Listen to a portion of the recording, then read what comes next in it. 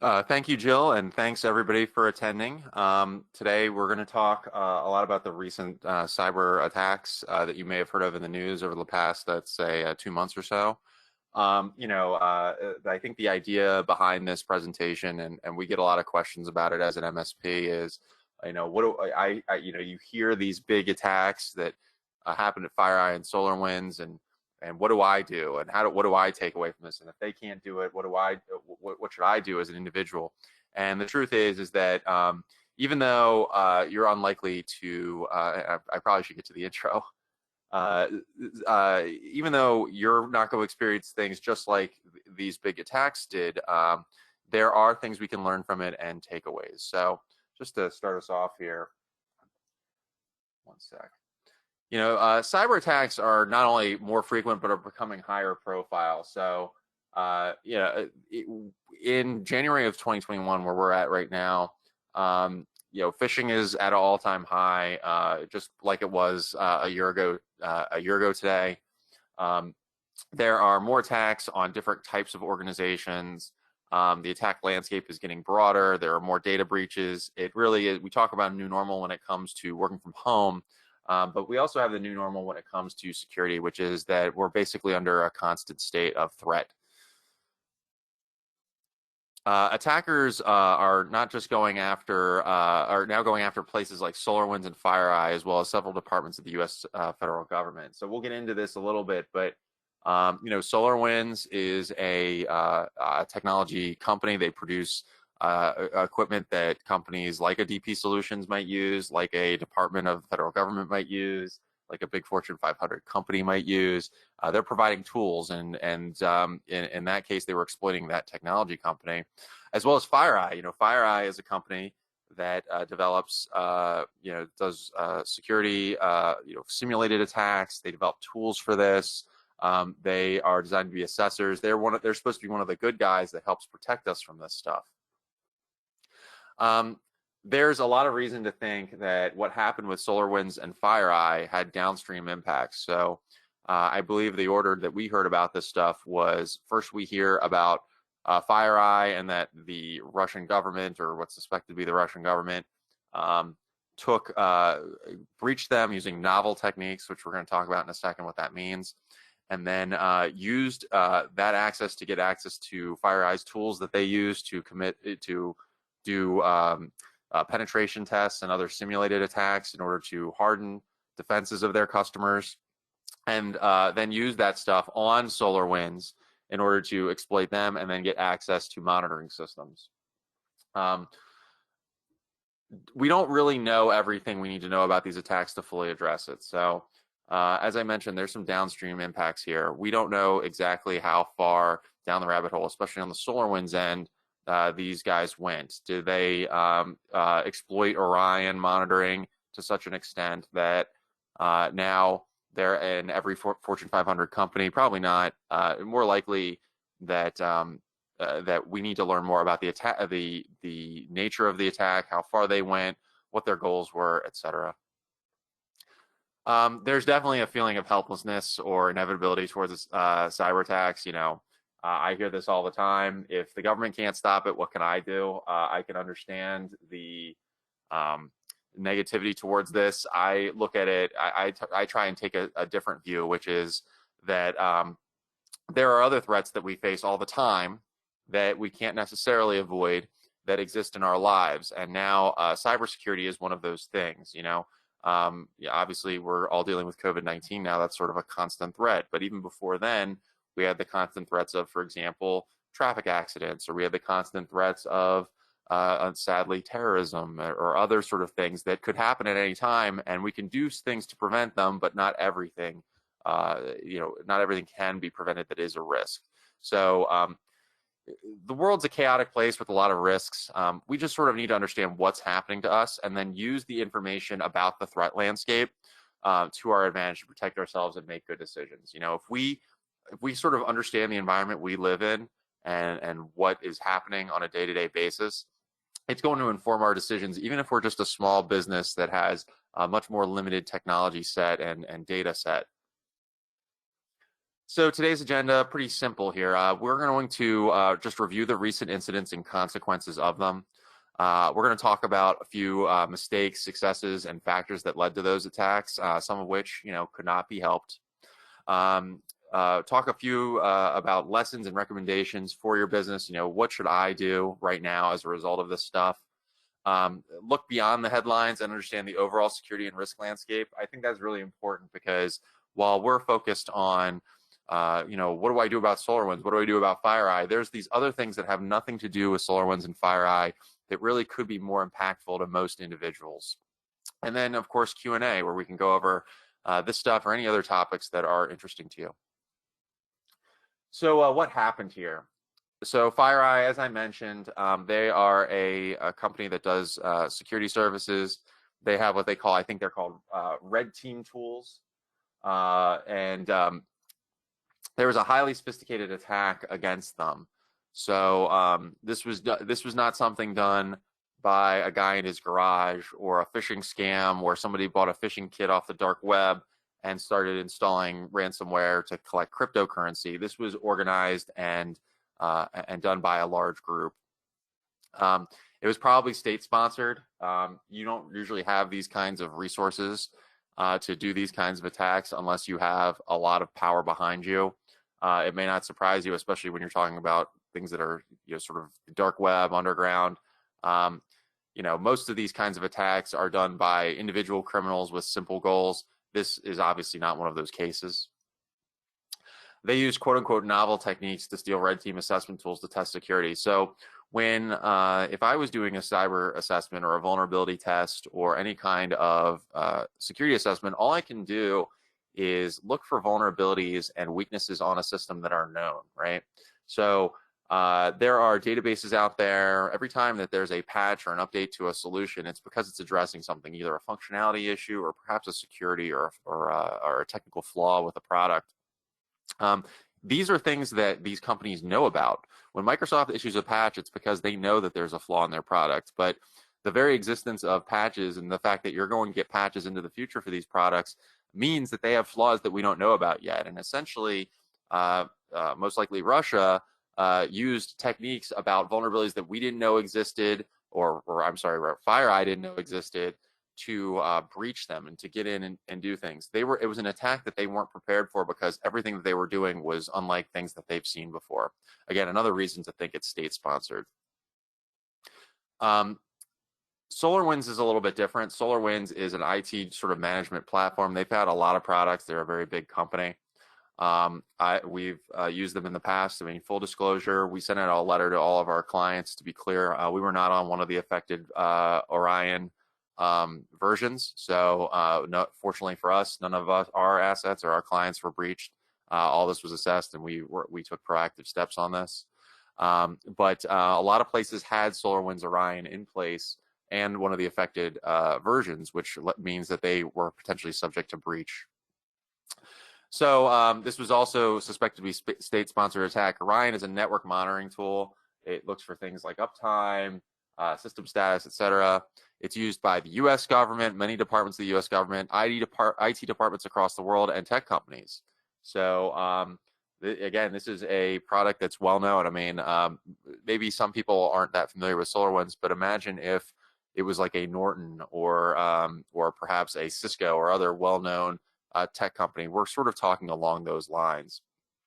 This is super critical. There was a vulnerability in the product used to install malware. So they found this network monitoring tool. It had a vulnerability, and then exploiting that vulnerability, they installed malware behind it in order to give people views into these organizations. A lot of Fortune 500 companies, the U.S. government, etc.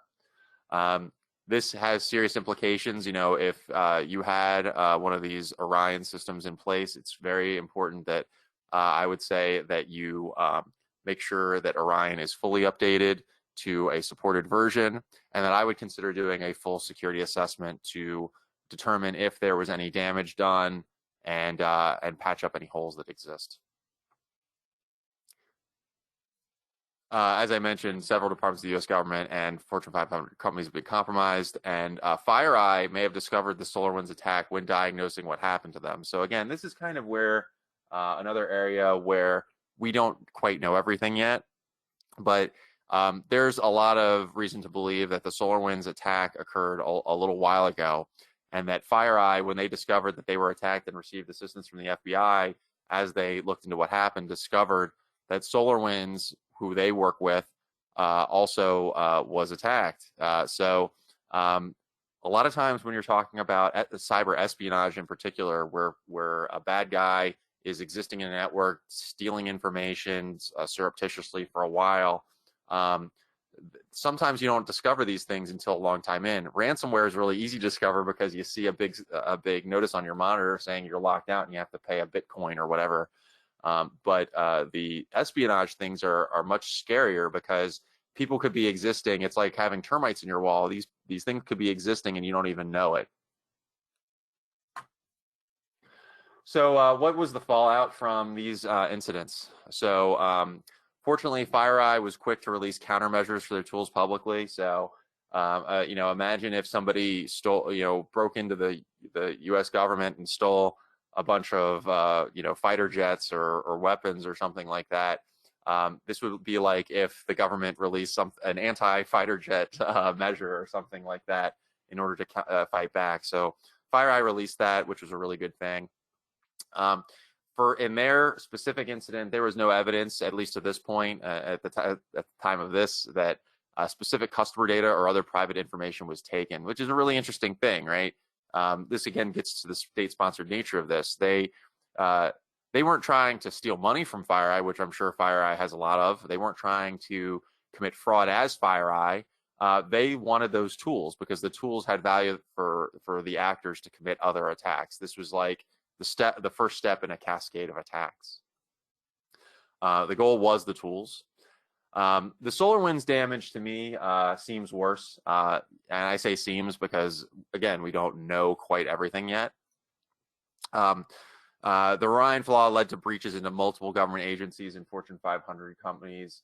The goals were centered around espionage. They wanted to know, things like what these companies were doing, what the U.S. federal government was doing. There may be interest in things like, for example, what certain departments were doing around the election. I don't think we really know exactly what information was looking to be gathered. Perhaps it was just something to take some kind of advantage for us diplomatically. We don't know, and there's reason to think we probably will never know, or it might not be something publicly shared by the feds. Both companies face serious reputational damage, so I wanted to bring that up. Whether or not it's your fault, whether or not you did something wrong, you could face reputational damage from a cyber incident. And so, at the end of the day, if you had, let's say for the sake of argument, in your business, you had a serious ransomware incident and you were down for 2 weeks and there was a risk that information got out there, nobody is going to look at the audit report 2 months later that said that this was done by an insider threat or a unknown vulnerability or a phishing attack or whatever it was. Your customers are going to look at you and say, you screwed up and we don't trust you anymore. And people don't understand. The very reason we're having this webinar is a lot of people don't understand the nature of these breaches or who is at fault. In my opinion, SolarWinds is probably, may have screwed up a little bit more than FireEye. FireEye was attacked with novel techniques and by an overwhelming show of force. And the truth is that if people have the resources to attack you, the motivation, the power, and the knowledge, they can probably do something bad. And you're just the victim. But SolarWinds may have had things that they could have done to address this flaw before it was exploited. So not fair to FireEye, right? If they did everything that they should have and they still get breached, that's not fair to them, but they could still face business fallout. So just keep that in mind. So let's talk about a few of the factors that led to these two incidents. Some of this may not have been avoidable. Again, if this stuff is novel and there was significant coordination, there may not have been anything you could do about it. sort of like the same thing when you get, what I always say is I use the health analogy, and I say that imagine, just a pretty simple scenario. You eat right and you exercise every day, you visit your doctor, you take the right medications, you do all the right things health-wise, and then at age 45, you still have a heart attack. I mean, it's not that you lived an unhealthy lifestyle or were irresponsible. You were just that unlucky number that happened to get impacted. That's kind of what happened with FireEye, at least what is suggested right here. So, sometimes you can't control it. A whole infrastructure was built specifically for this attack. So it wasn't like they didn't think that this was possible for them to be attacked by a state. It just is what turned out to happen.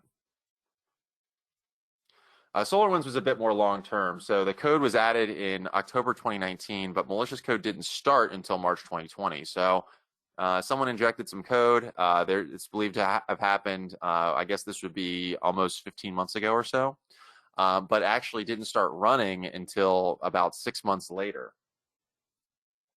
They took their time, and the code was undiscovered until FireEye identified the issue from their attack. There was reverse engineering by FireEye to discover the original SolarWinds malware. So FireEye said, well, what happened to us? And let's start going backwards. And then they discovered that there was SolarWinds malware.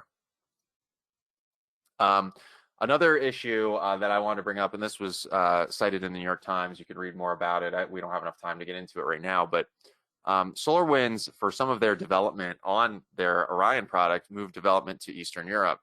And I don't mean to generalize too much or use stereotypes, but obviously Russia, Eastern Europe, these are areas of the world in which a lot of cyber criminals exist and try to strategize to do cyber attacks. There are a lot of best practices when it comes to software development, in particular when it comes to security products. And if you're looking to cheap out and maybe use resources that you don't control in different areas, you're essentially introducing risk. Maybe SolarWinds should have tightened up their development. I don't want to judge too harshly, only because we don't know the full story. We will learn over time. But if they were cheaping out on their development and using products and services, vendors, etc., that were less expensive, that might have cost them big time in the long run. Was procurement on behalf of the federal government lacking? So there's speculation right now that, and part of this has to do with the reputational damage to SolarWinds, but also just general question was, should SolarWinds have been used in all of these government departments? Should there have been perhaps more diversity in products being used by these departments? Was SolarWinds even the right product to begin with, or was there a better, more suitable, more secure product out there, and we picked SolarWinds for the wrong reasons? These are the types of questions that will be asked over time. So lessons and recommendations. Again, we talked a lot about what happened, and the truth is that we only know so much, and we're going to learn more over time. But the bottom line is, for the average person who's never going to face things maybe on this level, what can we take away from this and use to make our own cybersecurity programs and risk management programs better? First, don't nickel and dime technology. Technology is such a broad industry, and there are so many products and services out there.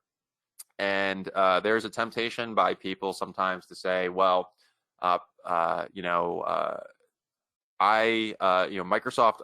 to use a very general idea, Microsoft Office is a standard product, and it has a cost associated with it. And let's say company X comes along and says, oh, we've got the best product. We're new to this. We're new to the ball game, and we're going to compete with Office 365, and we're going to create a whole suite of products, and it's going to be half as much because we're lean and we're not Microsoft, and we're eating their lunch and all that stuff. But there's a reason why some of these products that cost a little bit more are used. They tend to be more reliable. They tend to have better audit trails, certification. They have more management in place and structure.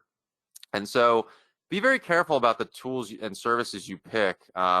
If you're using a security product or a technology product of any kind to protect things on your network, or you have sensitive data assets or other things behind it, it's worth spending the extra money to get trusted, reliable products from companies that you believe in. There are a number of cheap alternatives that are suitable for individuals that are not dealing with sensitive stuff. But if you're dealing in the sensitive space, I think it's important to really use vetted, proper vendors. You need to make peace with the idea that we are always at risk. I hear all the time from people, especially ones that had a cybersecurity incident of some kind or are looking to prevent something from happening, and they say, well, what can I do to make sure that this never happens to me? And I say, well, if that's your attitude, there's nothing that we can do to make sure it never happens to you. I mean, that's like asking, what can I do to live forever? What can I do to avoid ever getting sick? And the reality is that there's always going to be risk out there. The goals of all these cybersecurity and risk management programs is to minimize risk, to get a return of investment on it, to find out whether, if we can get to, say, let's say for the sake of argument, that we can get to 99.5% risk-free, if that's even a statistic we want to use. That's pretty good, and if it costs us twice as much in our cybersecurity program to get to 99.9%, we need to determine if that risk reduction is really worth the investment, or what level of risk we're comfortable with based on what we control and the consequences to our organizations or to us as individuals. So we have to understand that we're always at risk, we're always going to be at risk, and that's just out there, which is why regular assessment and maintenance is really critical. We can't rest on the idea that just because our system looks good, or our cybersecurity program, or our policies, or our procedures, that they're good right now, that they're going to be good 6 months from now, a year from now, 5 years from now. New vulnerabilities are being discovered. There's changes in work. I mean, just think about in January of 2020, I think a lot of organizations, even if they had people working from home, I think a lot of people didn't expect that, especially in office environments, that most of their people might be working from home for an extended period of time.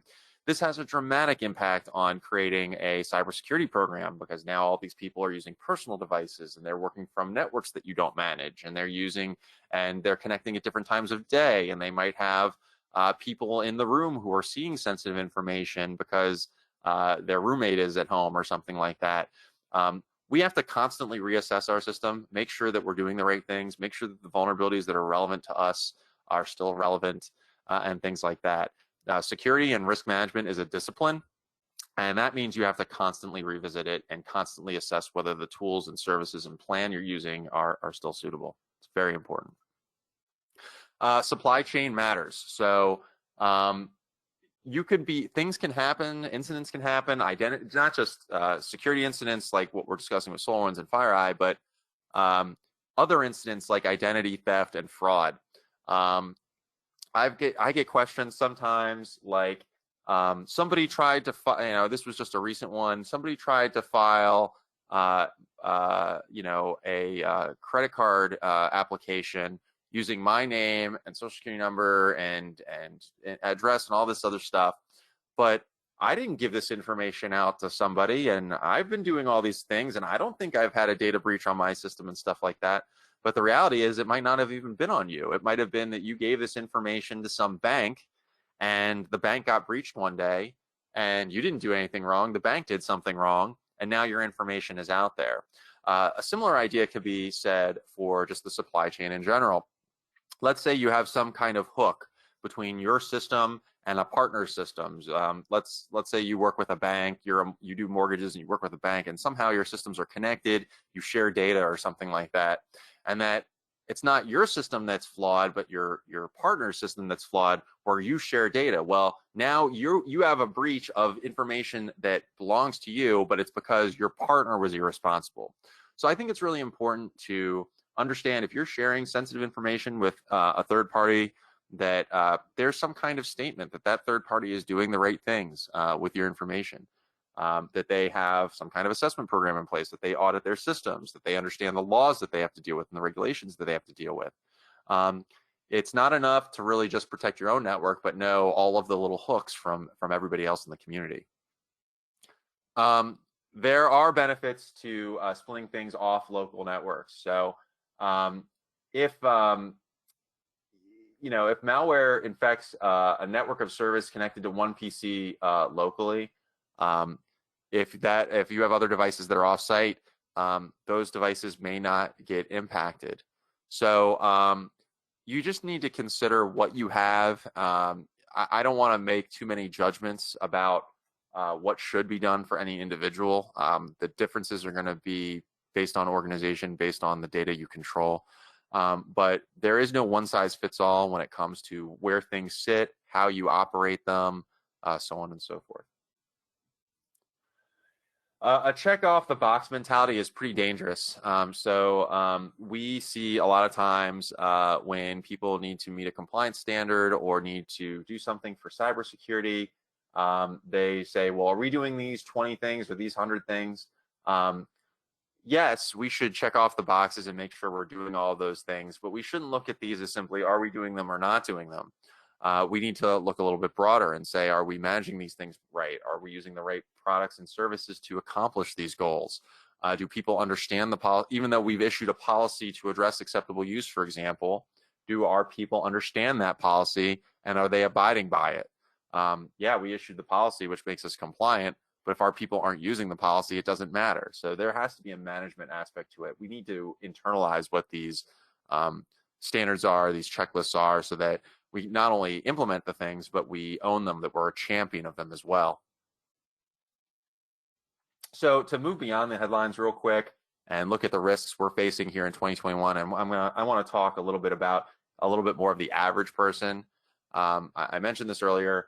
Phishing and social engineering are still how most individuals and small businesses are compromised. So right now, it's so funny because this month, I decided for our clients that I'm doing phishing tests for that I'm going to do a phishing test on COVID-19 vaccine locations. And I would send out these emails that would say, hey, click here to find out where you can get your COVID-19 vaccine. And I catch so many people. And then what happened right after I started running those tests, I read a headline saying COVID-19 vaccine scams are the #1 phishing theme in the real world this month. And it's not a surprise because people are falling for this stuff. It's very, very lucrative. It's how a lot of malware gets installed. It's how a lot of ransomware gets installed. And it's how a lot of personal information gets out there for secondary attacks. So keep that in mind. If you don't have something to address the human aspects of cybersecurity, you really should. Work from home is still a significant risk. A lot of organizations, again, we went to work from home and they just started doing it. And they really, jury-rigged, if you will, a existing solution to accommodate work from home. A lot of organizations didn't necessarily build their system with this design in mind. This was a reaction. And so even if they're working successfully, and I'll add this point, when they're working successfully, they didn't really intend on this being the way they work. We're not even looking at things like home devices and networks. So do we know, for example, in a person's home that they're using a decent Wi-Fi router, or are they using the thing that they installed 10 years ago that's no longer supported by Netgear? We need to be mindful of the environments people are working in. There's a lot of belief that this year VPNs, so the channels that we're using, the tunnels that we're using to connect oftentimes home users to their destination, maybe whether it's a Office 365 or Azure or maybe a server closet somewhere or whatever, that those tunnels may be targeted more frequently. So we need to be mindful of that. I don't have any specific examples in mind for it, but there's belief that that is going to start becoming a bigger point of attack. Ransomware attacks are actually becoming more frequent. That's not really a surprise. You really have to have a patch management plan in place. And if things are really bad, you might consider more sophisticated monitoring if the consequences of a serious attack are significant enough. So, we all have to assess what the impact of an incident is. And if we're worried about, for example, the consequence of ransomware is that we go out of business, or we could be held accountable or go to court or something like that. It means that we need to up our game and get more sophisticated and, unfortunately, more expensive products and services in order to address this. So every cybersecurity product we put in, every risk management tool we put in should be a product of what the risk is to the organization. We're not going to be able to do everything. That's just the reality, is that you can only do so much to protect yourself. But the solutions we put in should be proportional to the threat we face. Identity management is still huge, and especially in terms of a risk. So I would recommend that if you haven't deployed multi-factor authentication on accounts that have access to sensitive information, you have to do it. No password is really 100% secure. I just think that the reality is that considering third-party breaches, bad encryption standards at times, bad password standards, people still don't always use the best passwords, that it's only really a matter of time till a password is breached. We need that extra factor for our particularly sensitive accounts. If you're working with some kind of technology solution of some kind, whether it's for you personally or your organization, and let's say that access point, the point of getting into the system, does not offer multi-factor authentication, and you're keeping really sensitive information behind it, or it could be used against you in a bad way, I would consider not doing business with that organization. It's that serious. It just seems a matter of when, not if, a username and password will be broken.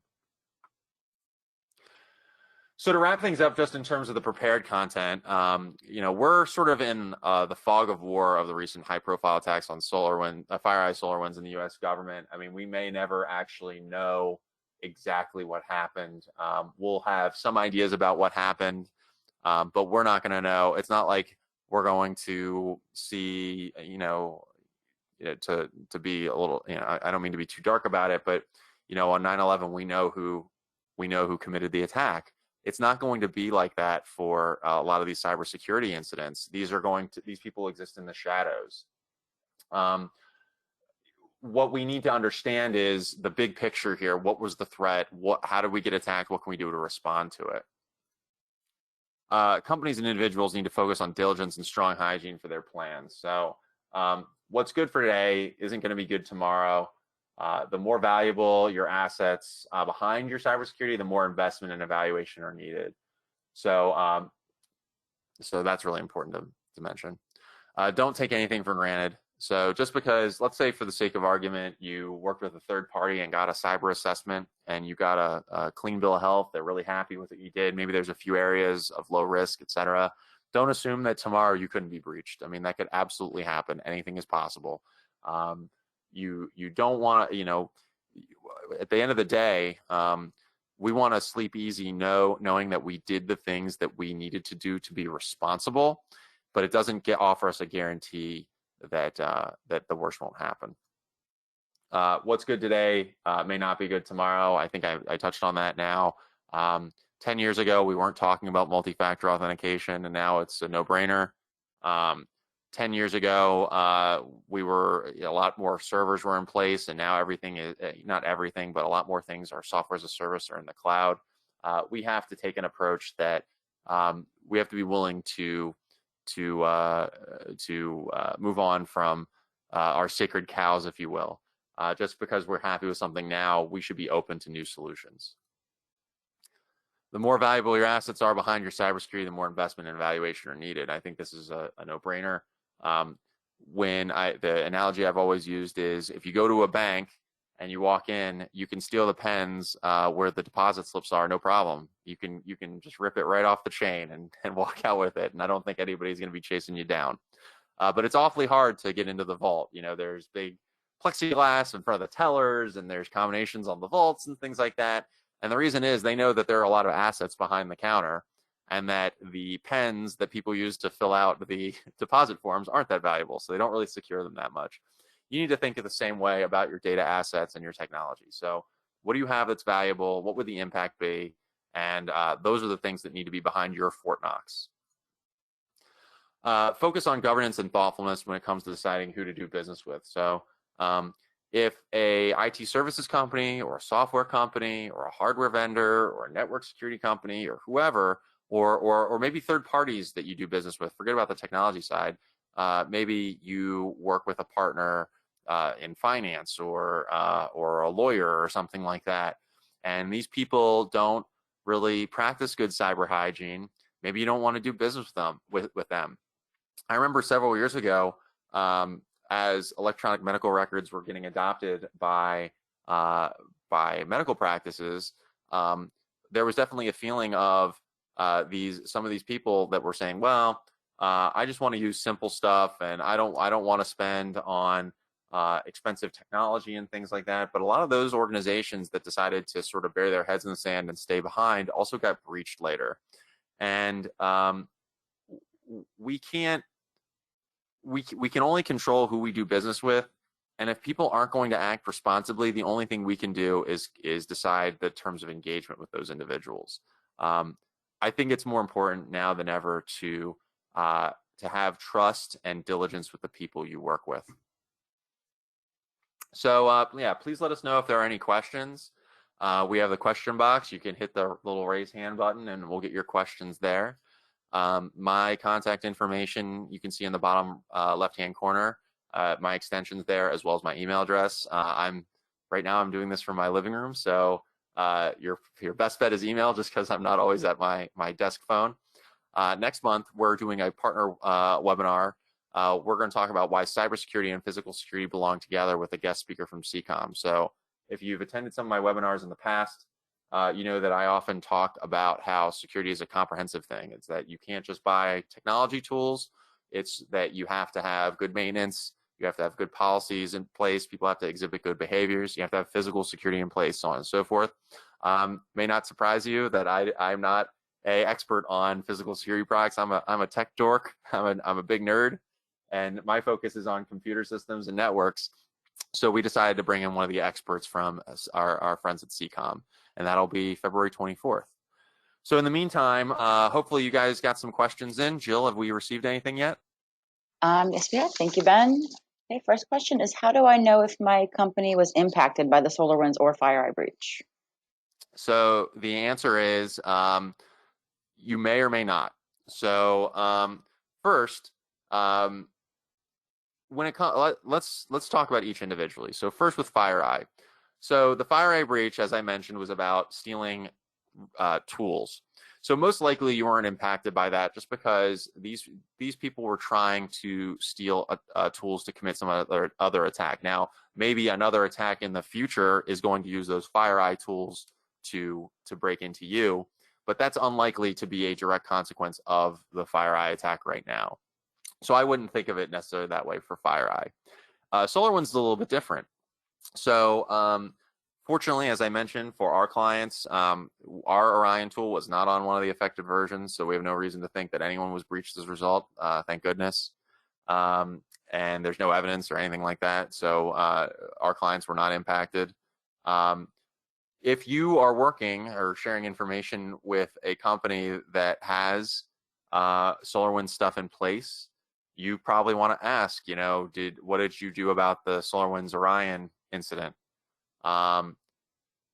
There's the broader question and the broader statement, especially when you're talking about things like Fortune 500 companies and the federal government that may have had downstream impacts from the SolarWinds breach, that in some sense that we're all impacted.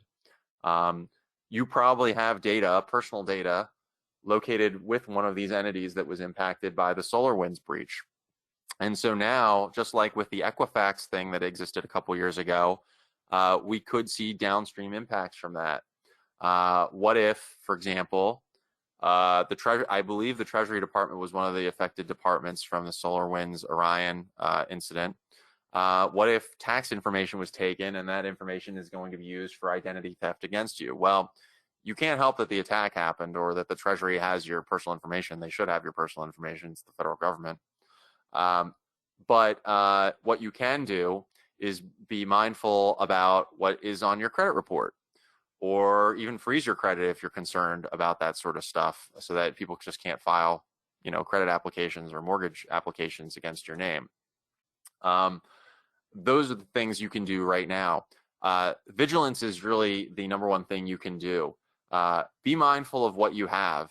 If there's anything that's sensitive you're working with, it's worth logging in every so often and checking to make sure that things are in order.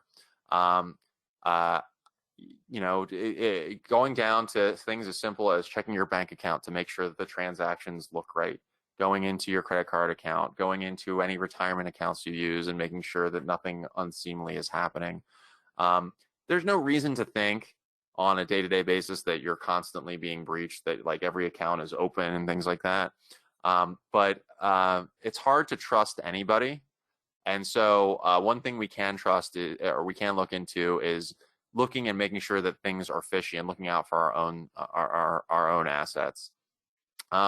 It's a very complicated question to ask if you were impacted, because the chances are in some ways you probably were, but just sort of down the line. Okay, great. All right, moving on to our next question. What kind of protection might a Microsoft use to protect their updating system from infiltration beyond certificates? Can you repeat the question? I'm sorry, I didn't hear it all. What kind of protection might Microsoft use to protect their updating system from infiltration beyond certificates? Gotcha. So this is a very broad question. I had a similar question yesterday about just in general what Microsoft does for disaster recovery. So let's step back a bit and say, Microsoft, like a lot of companies, like an Amazon or a Google or anybody else, has a big web presence. They have data centers all around the country and indeed the world, and they have a lot of stuff to protect. And so you're speaking specifically to the idea of their systems that they use to update and patch things to make sure they're not infiltrated and used against Microsoft. Two things. Microsoft can answer this question a lot better than I can in more detail, and in fact, they do. If you go to their websites, you can Google this. They provide documentation on their various cybersecurity and cyber hygiene practices. So you can find documentations on all the services that they use, things that they push out, the audit trails that they go through, the certifications that they have to get to do business, so that you can feel reasonably confident that Microsoft is doing the right things. That should give you a lot of faith. And in fact, Microsoft is a very good company to work with because of that, is that they are diligent about that stuff. They know the spaces that they're working in when it comes to, sorry about that noise. My cat was biting something. They do a lot of proper things to protect their assets and make sure things like that don't happen. Patches that they issue obviously go through some kind of certification process before they hit your machine. A lot of time, one thing we do is we do some patch testing too to make sure that before critical patches apply, that it doesn't break a bunch of stuff. So you can feel reasonably confident that when you boot up your machine and Microsoft says, hey, you've got to update and your system's going to have to reboot and this is a security patch, that you should let that happen. I would argue that you can look at this a lot similarly to what people say about, for example, the COVID vaccine. So people might say, for example, well, what about the risks of the COVID vaccine? And and what a doctor would say is, well, these things go through these processes. They're certified. They're looked at by the FDA. There's clinical testing, et cetera, et cetera, et cetera. There's sort of a similar process when it comes to patches and updates. There's a process to get these things certified and pushed out, and we have to trust it. And more to the point, just like with COVID-19, we can talk about what the risks of getting the vaccine are, or what are the risks of deploying the update, but there's a known risk of getting the COVID-19 disease or having an unpatched machine. We know that an unpatched machine is subject to ransomware attacks. We know that a person who hasn't been vaccinated for COVID-19 could get sick and unfortunately, God forbid, die. So we don't want to look at this as we can't trust the medicine. We have to trust the medicine in this case. And in this case, it's allowing Microsoft to run their patches on a regular basis. If you want to learn more about this stuff, this is the type of thing, if you have maybe a specific concern, that you can get in touch with me on, and we can talk your specific concerns on. Okay, great. Hopefully that answered the question. One more question came in. If my business experienced an attack like SolarWinds or FireEye did, would I have to disclose that information publicly? Probably, yeah. So this would be depending on what laws and regulations you are subject to. Um, there are data breach notifications. In fact, we're in the state of Maryland. I'm a member of the Maryland Chamber of Commerce Legislative Tech Committee. I forget what it's called exactly, but we talk about data privacy rules that may be coming in Maryland. And if you are protecting anything sensitive, there's probably either a industry compliance or a government compliance or a data privacy law or something that demands that you have transparency in the nature of the breach. Obviously, depending on the cyber incident, there's more or less reporting that has to happen. Um, let's say, for the sake of argument, a simple cybersecurity incident, something that wouldn't be a big deal. Um, you know, you install adware on your computer by accident. You decide you're going to install some media player that you really like, and with it comes some coupon application that goes into your browser. Well, that's not good. We don't like that stuff. We want to clear it off. But this is not a major cybersecurity incident. There's no need to report this to the authorities.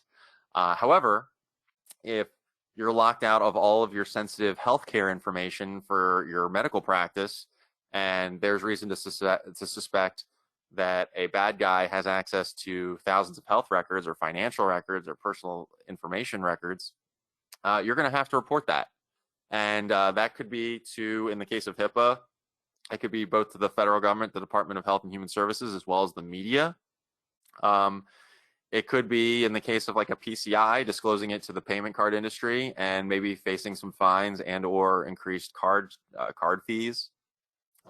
It all depends on the standard, but there's a good chance that if you're facing a serious cybersecurity incident, there's going to have to be transparency after the fact to either talk about what happened and what you did about it, as well as the full consequences. It's going to vary from person to person, and if you'd like to learn more, again, this is where having a direct conversation about your concerns is probably going to be helpful. Okay, great. I don't see any more questions that have come in. So if we want to wrap up, I think we can do that. Great. Well, thanks everybody for joining us. I think this is a good topic to touch on. I hope you guys join us for the February webinar. We're also always looking for your feedback, not just on these webinars, but on future things. Are there subjects that we haven't talked about yet, or that you would like to hear more about? Different formats you want to see, maybe people for us to bring in for interviews. We're always looking for that kind of feedback. I appreciate you guys joining us today, and please be safe. Don't hesitate to reach out to me if you have any questions at all. I'm happy to have a conversation. Take care, everybody. All right, take care.